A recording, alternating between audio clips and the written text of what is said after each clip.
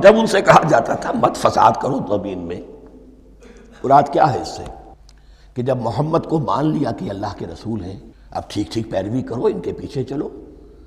इनका हुक्म है तो जंग के लिए निकलो, इनकी तरफ से तकाजा आता है माल पेश करो,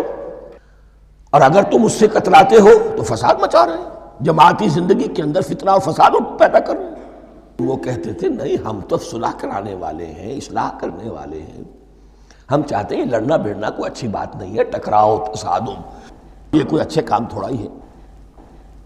बस ठंडे ठंडे दावत देते रहो, जो चाहे कबूल कर ले, जो चाहे रद्द कर दे। खामखा ये टकराना और ये जंग करना और अल्लाह के दीन को गालिब करने के लिए ये कुर्बानी दो और ये मुसीबत झेलो और ये मुशक्क़त बर्दाश्त करो और ये चीज़ छोड़ो और ये तर्क करो, ये काहे के लिए? आगाह हो जाओ कि वही है मुफसिद, फसाद फैलाने वाले।